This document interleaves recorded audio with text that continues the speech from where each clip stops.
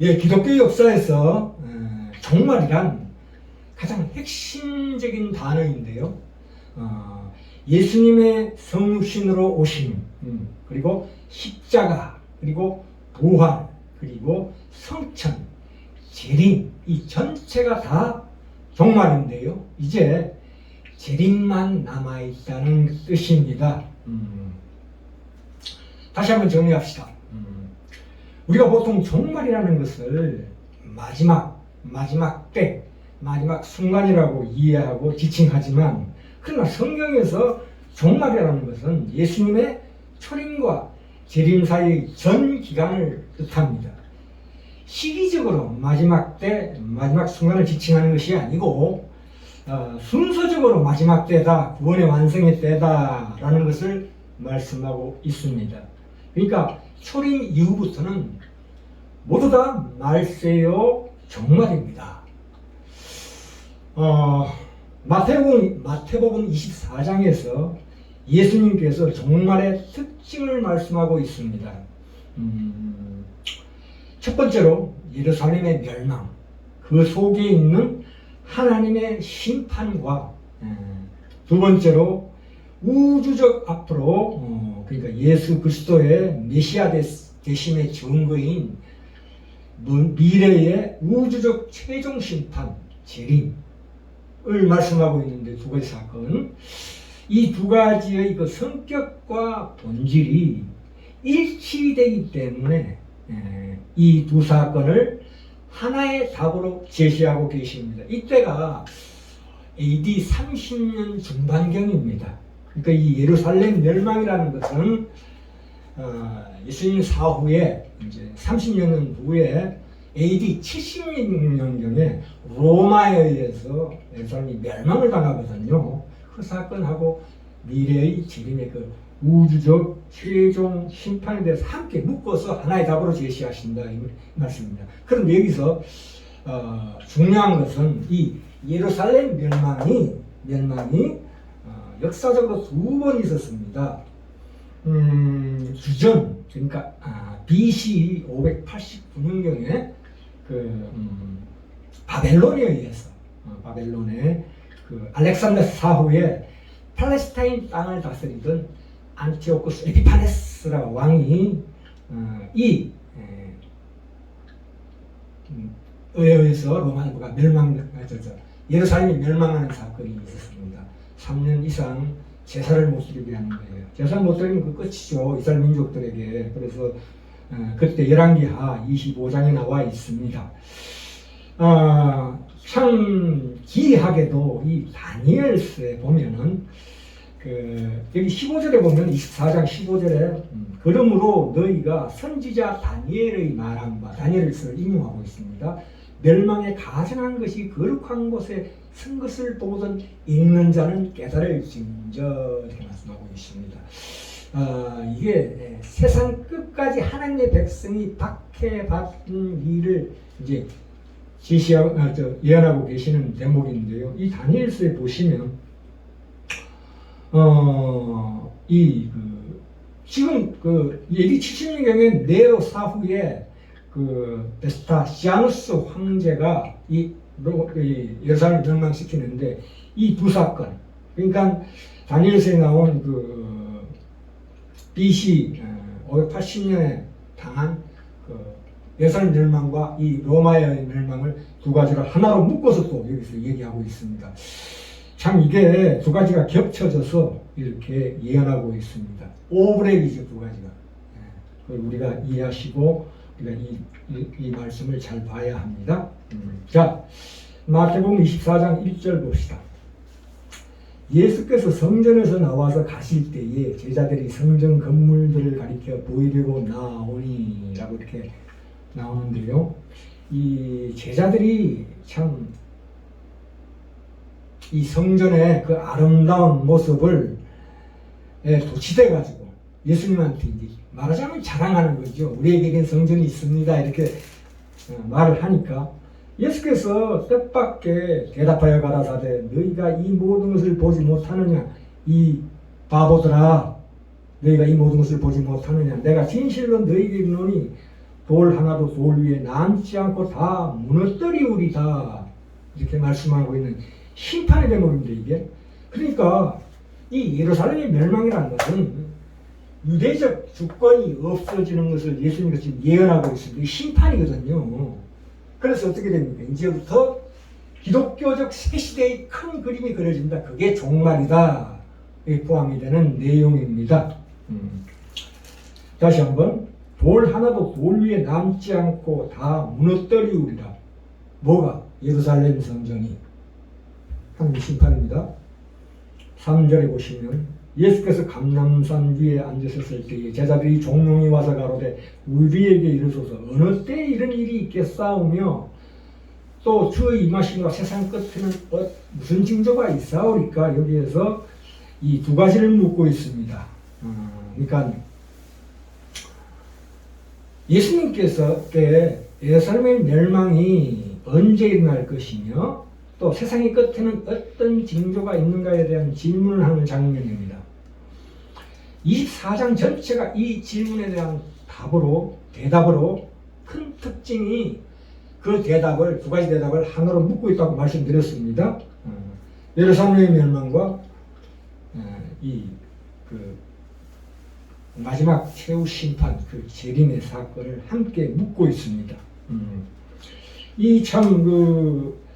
아직 이 우주적 최종 심판은 아직도 2000년이 지난 오늘까지도 아직도 얼마나 더 갈지 모릅니다. 그래서 시간을 두고 있음에도 불구하고 예수님께서는 이 둘을 하나로 묶는 대답을 하고 계십니다. 그래서 이 문제를 우리가 정확하게 이해하지 않으면 가지고 있는 신앙의 정리와 분별을 못 가지게 됩니다. 반드시 이 사건에 대한 중요성을 우리가 인식해야 합니다. 이 두 사건을 함께 대답하신 이유는 굉장히 이 예루살렘 멸망과 세상의 마지막 심판은 예수님 사역의 결정을 이루는 부분이라는 차원에서 동일한 것입니다. 우리가 보통 십자가 그러면은 십자가로 우리가 구원받았다만 생각하시는데 그 안에는 큰 뜻이 하나 더 포함되어 있습니다. 십자가로 분명히 하나님의 백성과 백성이 아닌 자들을 구별하십니다. 그러므로 구원이 일어난 만큼 심판도 이미 일어난 것입니다. 십자가 사역 속에 있는 구원과 동시에 기억해야 되는 심판의 또 다른 면이다. 이런 뜻입니다. 이 두 사건이 본질상 하나입니다. 그것이 예루살렘의 멸망에서 드러난 것이죠. 예수님을 거역하는 자들에게 내린 심판과 예수님이 무엇인가 하는 부분이 역사적으로 이렇게 예루살렘 멸망으로 확인이 되었고 앞으로도 장차 전 우주적으로 다시 한번 확인될 것입니다. 자, 마태복음 24장 6절부터 14절까지 다시 봅시다. 이어서 6절에 난리와 난리 소문을 듣겠으나 너희는 삼가 두려워 말라.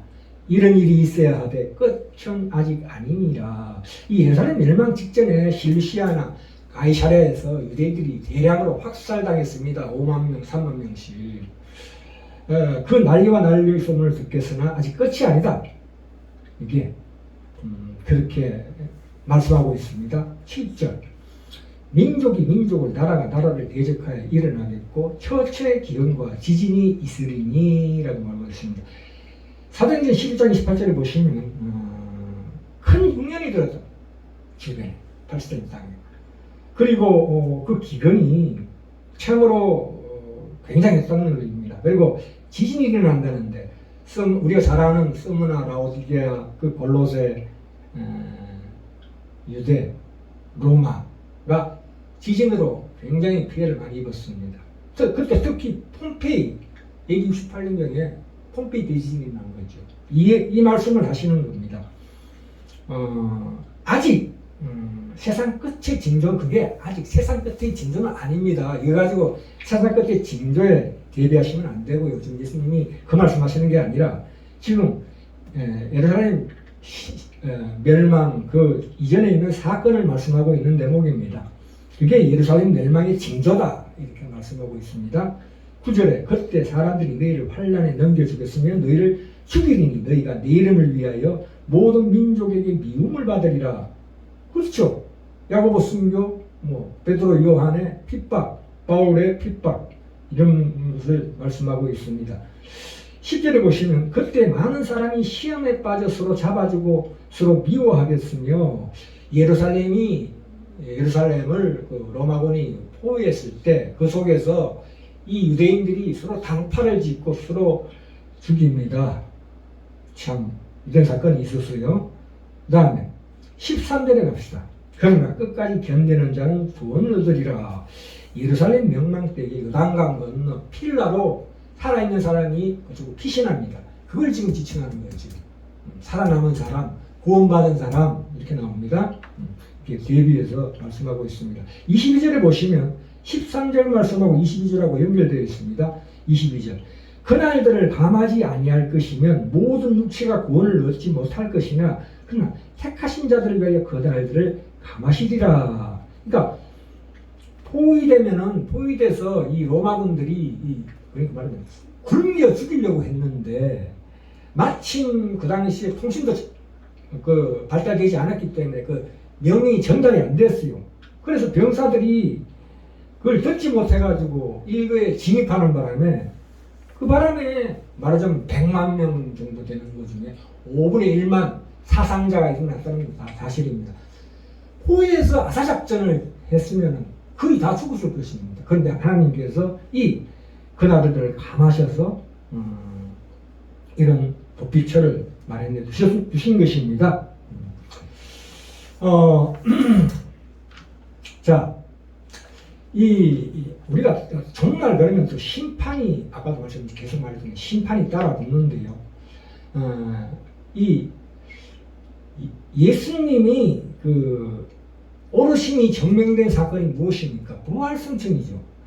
부활승천으로 말미암는 이 땅에서 예수님이 계심이 가계신 부재예요.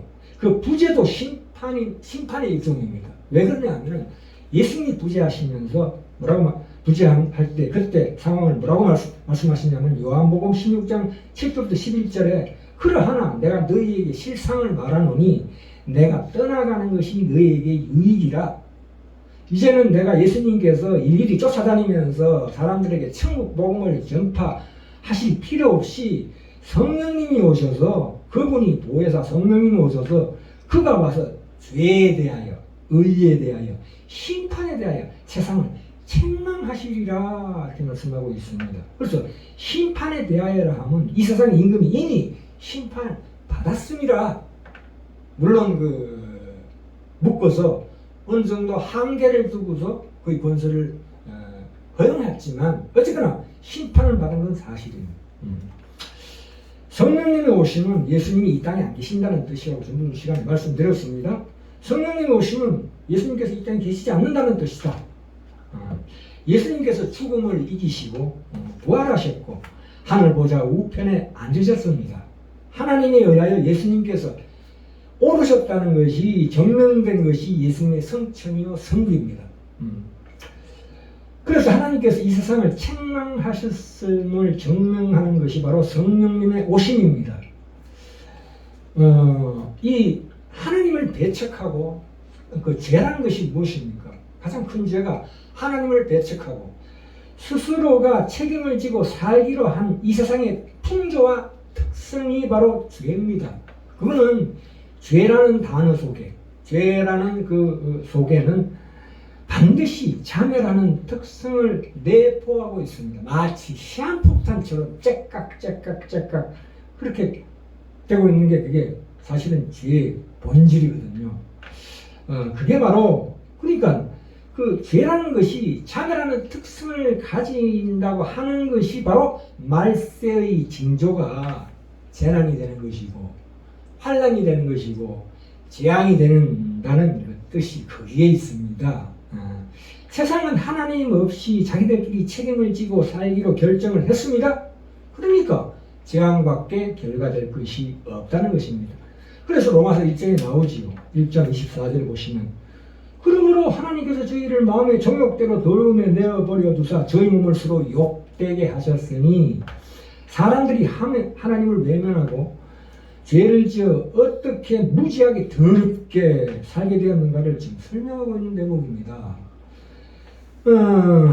피조물을 조물주보다 더 경배하고 섬기는데 또한 남녀가 순리대로 쓸 것을 바꾸고 영리로 쓰고 그래서 저희의 그릇 때문에 상당한 보응을 그 자신이 받았느니라. 또한 저희가 마음에 하나님 두기를 싫어하며 하나님께서 저희를 그 상실한 마음대로 내어버려 두사 그것이 심판이에요. 저들이 선택한 대로 내버려 두신 것으로 이미 심판을 받고 있는 것입니다. 그게 자업자득이다. 그래서 그 재앙은 결국 우리에게는 경고로 우리에게 주십니다. 자, 결론입니다. 데살로니가 후서 1장 3절에서 9절에 보시면 특히 4절 5절에 보시면 4절 5절 굉장히 중요합니다. 읽습니다. 그리고 너희 참는 모든 핍박과 환난 중에서 너희 인내와 믿음을 인하여 하나님의 여러 교회에서 우리가 친히 자랑함이라. 우리가 그 핍박과 환난 중에서 너희 인내와 믿음을 인하여 이는 하나님의 공의로운 심판의 표례예요 이게. 우리의 인내가.